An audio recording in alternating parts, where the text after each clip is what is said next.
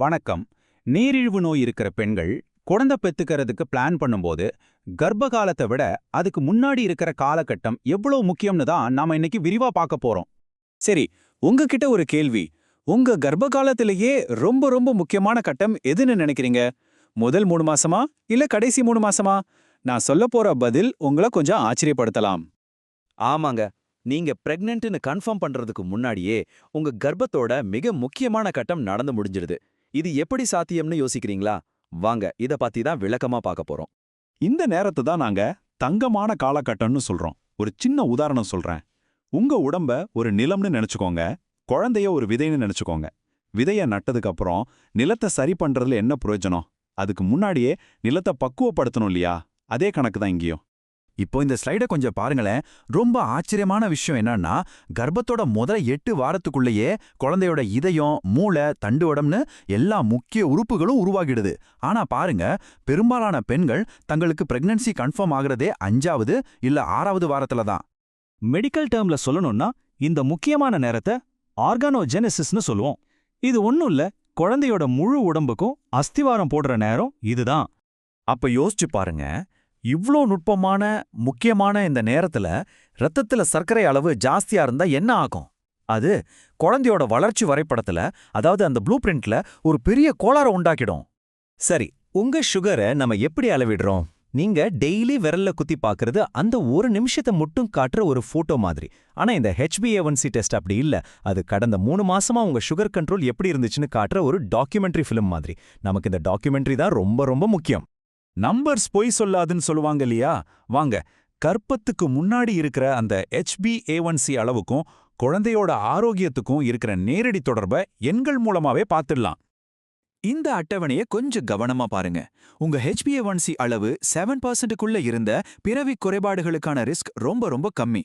அதாவது சர்க்கரை நோய் இல்லாத ஒரு பெண்ணுக்கு எவ்வளவு ரிஸ்க் இருக்கோ அதே 2-3% தான். ஆனா அதே அளவு 8.5% தாண்டும் போது ரிஸ்க் 5ல 1 பங்கு, அதாவது 20% ஆயிடுது. 11.5%க்கு மேல போச்சுன்னா 3ல 1 பங்குக்கு மேல ரிஸ்க் இருக்கு. பாத்தீங்களா, இது எவ்வளவு சீரியஸான ஒரு எச்சரிக்கைன்னு? அதனால தான் சொல்றேன், நம்மளோட ஒரே டார்கெட் என்ன? உங்க HbA1c அளவை 6.5%க்கு கீழே கொண்டு வர்றது. இந்த ஒரு நம்பரை நீங்க பிடிச்சிட்டீங்கன்னா போதும், அந்த ரிஸ்கை மறுபடியும் நார்மல் நிலைக்கு கொண்டு வந்துடலாம். சரி, பிரச்சனையை பத்தி பேசினது போதும். இப்ப தீர்வை பத்தி பேசுவோம்.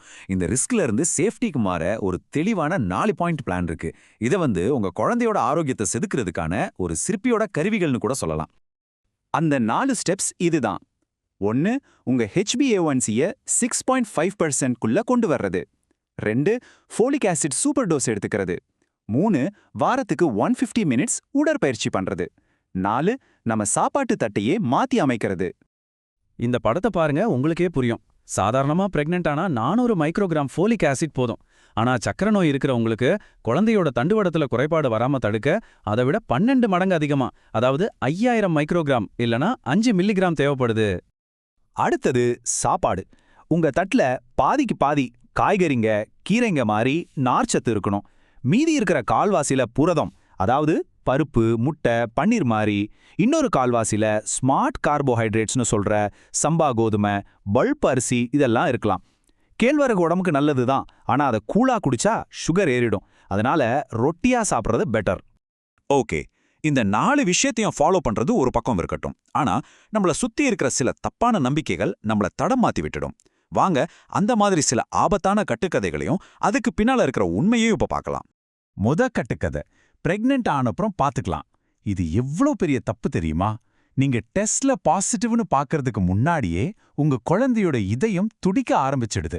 அந்த தங்கமான காலகட்டம் ஆரம்பிக்கிறதே நீங்க கருத்தரிக்கிறதுக்கு முன்னாடி தான். 2வது கட்டுக்கதை, பாகற்காய் ஜூஸ் குடிச்சா போதும் இல்லனா நாட்டு மருந்து சாப்பிட்டா போதும்னு சொல்றது. வீட்டு வைத்தியத்தால உங்க ரத்த சர்க்கரையை துல்லியமா கண்ட்ரோல் பண்ணவே முடியாது. டாக்டர் கொடுக்கற மருந்துகளை விட்டுட்டு இதை நம்புனீங்கன்னா ரிஸ்க் 20லேருந்து 30% அதிகமாயிடும். 3வது ரொம்ப ரொம்ப ஆபத்தான ஒரு கட்டுக்கதை, இன்சுலின் போட்டா குழந்தைக்கு ஆபத்துன்னு சொல்றது. இது சுத்த பொய்யுங்க.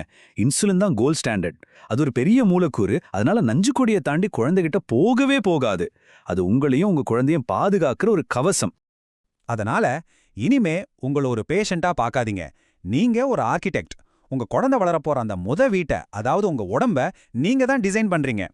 இந்த டிசைனிங் வேலையில இருக்கும்போது சில எச்சரிக்கை சிக்னல்களை நீங்க கவனிக்கணும். உங்க ஃபாஸ்டிங் சுகர் தொடர்ந்து 95க்கு மேலேயோ சாப்பிட்டு 2 மணி நேரம் கழிச்சு 120க்கு மேலேயோ இருந்தா, இல்லனா திடீர்னு வேர்த்து கை கால் நடுங்கி பசி மயக்கம் வர்ற ஹைப்போ அறிகுறிகள் தெரிஞ்சா உடனே உங்க டாக்டர் கிட்ட பேசணும். கடைசியா இத மட்டும் ஞாபகம் வச்சுக்கோங்க. உங்கள ஒரு நோயாளின்னு நினைக்காதீங்க. நீங்க ஒரு சிற்பி. உங்க குழந்தை வளரப்போற அந்த ஆரோக்கியமான சூழலை நீங்க தான் உருவாக்குறீங்க. அந்த 6.5% HbA1c டார்கெட்டை நீங்க அடையும் போது உங்க குழந்தைக்கு ஒரு ஆரோக்கியமான இதயத்தையும் ஒரு பலமான தண்டுவடத்தையும் பரிசா கொடுக்குறீங்க. இதை விட ஒரு பெரிய பரிசு இருக்க முடியுமா? உங்க குழந்தையின் எதிர்காலத்தை இன்றே வடிவமைக்க ஆரம்பிங்க.